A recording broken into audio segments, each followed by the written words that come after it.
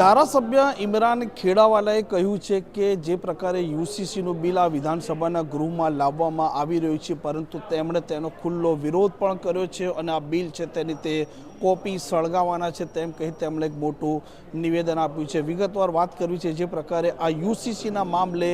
ગૃહમાં ગરમાગરમી થઈ છે તેની। વૈષ્ણવજન તો તેને કહીએ જે પીડ પરાઈ જાનાને રે। નમસ્કાર, આપ જોઈ રહ્યા છો નવજીવન ન્યૂઝ અને હું છું આપની સાથે તોફિક ગાંચી। ગુજરાત વિધાનસભાના સત્રના આજે 22મા દિવસે સરકાર છે, સરકાર પોતે યુસીસી એટલે કે ગુજરાત સમાન નાગરિક સંહિતા છે તેનું બિલ લાવી છે અને આ મામલે ધારાસભ્ય ઇમરાન ખેડાવાલાએ સવાલો ઉપસ્થિત કર્યા છે કે મુસ્લિમ સમાજ છે તેમની શરિયતનો જે લો છે તેને અન્યાય કરવામાં આવી રહ્યો છે, કેમ કે આદિવાસી સમાજ હોય કે અન્ય સમાજ હોય તેમને આ બિલમાંથી બાકાત રાખવામાં આવે છે। તે પોતે પણ 4 લગ્નો કરી શકે છે અને મુસ્લિમો માટે તેમની શરિયત અને તેમના જે પ્રકારે કુરાનના આદેશ છે તે મુજબ તે વર્તતા હોય છે, તેમનું જીવન જીવતા હોય છે। પરંતુ રાજ્યની સરકાર જે પ્રકારે યુસીસીનો મામલો લાવી રહી છે તેને લઈને તેમણે આક્રોશ પણ વ્યક્ત કર્યો છે અને તેમણે ત્યાં સુધી કહ્યું છે કે આ યુસીસીનું બિલ છે જે હવે આજે વિધાનસભામાં પસાર થયા બાદ આવનારા દિવસોમાં કાયદો બનશે તે સળગાવવાના છે તેમ કહી તેમણે પ્રતિક્રિયા આપી છે। ગુજરાત વિધાનસભાના અંદર આજે ગુજરાત રાજ્યના મુખ્યમંત્રી શ્રી ભૂપેન્દ્રભાઈ પટેલ દ્વારા યુસીસી બિલ રજૂ કરવામાં આવ્યું।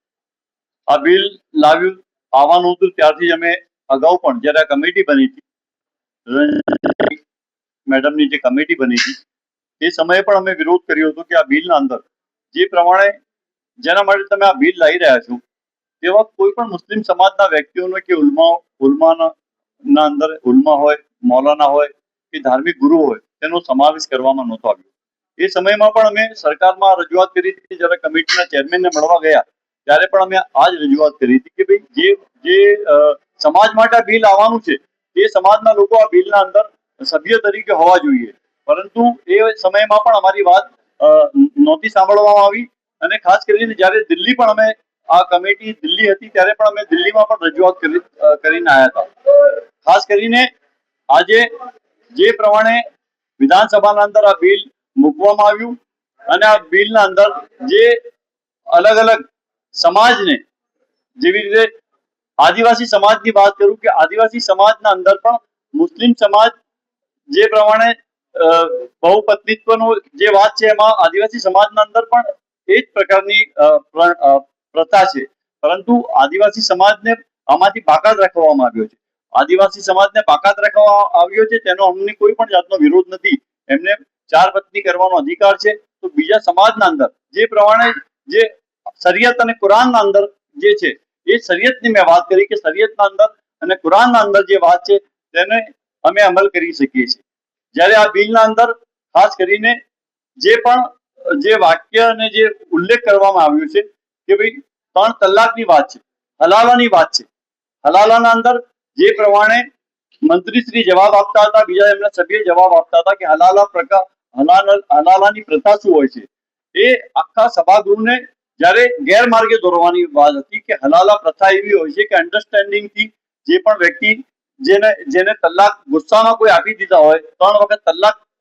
કહી દીધા હોય, ત્યારે તેને પાછા એ જ પુરુષ જોડે લગ્ન કરવાના હોય તો તે હલાલા પ્રથા છે। એના અંદર તે કોઈ પણ જે પુરુષ જે એમના જોડે સંબંધી હોય અથવા તો એમના કોઈ સગાવાલા હોય એના જોડે તે લગ્ન કરી લે છે અને પછી એને તલાક આપે છે, એને હલાલા પ્રથા કહે છે। એને કોઈ શારીરિક કે કોઈ માનસિક કોઈ પણ જાતનું એને એના અંદર કરવાનું હોતું નથી, પરંતુ અહીંયા હાઉસના અંદર જે પ્રમાણે જે વાત કરવામાં આવતી હતી કે મુસ્લિમ સમાજના અંદર આ પ્રકારની જે પ્રણાલી છે અને પ્રણાલીના અંદર કે હલાલા પ્રથાના અંદર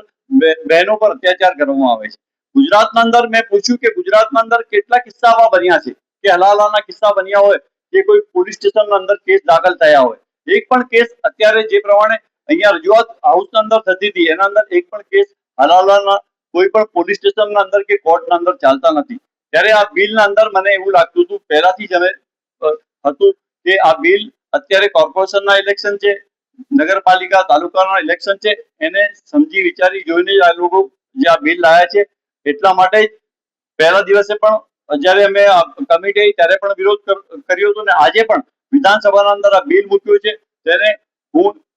વિરોધ કરું છું અને આવનારા દિવસોના અંદર મેં જ્યારે હાઉસમાં બી કીધું છે આ બિલની હું અમારા સમાજના આગેવાનો સાથે મળીને હું આ બિલની હોળી કરવાનો છું. આમ ધારાસભ્ય ઇમરાન ખેડાવાલા 161 ધારાસભ્ય છે, તેમાંથી કેવળ અને કેવળ એક મુસ્લિમ ધારાસભ્ય છે અને યુસીસીના મામલે તેમનું કહેવું છે કે અમે અનેક વખત આ યુસીસીની જે કમિટી હતી તેને પણ અમારા જે સૂચનો હતા તે રજૂ કર્યા હતા અને યુસીસીના મામલે પણ આ જે ગૃહમાં હર્ષ સંઘવી છે તે પણ અનેક વખત ઇમરાન ખેડાવાલા છે તેમને યાદ કરતા હતા અને અધ્યક્ષે પણ કહ્યું હતું કે કોઈ પણ વ્યક્તિ છે તે ઇમરાન ખેડાવાલાને લઈને ટિપ્પણી ન કરે, કેમ કે રક્ષણ આપવાની જવાબદારી અધ્યક્ષની છે. હવે જોઈએ જે પ્રકારે આજે યુસીસીનું બિલ આજે સત્તા પક્ષ પાસે જે પ્રકારે બહુમતી છે અને તે મંજૂર થાય છે, ત્યાર પછી આવનારા દિવસોમાં વિપક્ષનો આરોપ છે કે સ્થાનિક સ્વરાજની ચૂંટણીના ધ્યાને લઈને ઉતાવળે આ બિલ લાવવામાં આવી રહ્યું છે, તો રાજ્ય સરકાર સ્થાનિક સ્વરાજની ચૂંટણીમાં યુસીસીને લઈને કેવા પ્રકારનો લાભ મેળવી શકે તેમ છે. તૌફિક ગાંચી, નવજીવન ન્યૂઝ, ગાંધીનગર.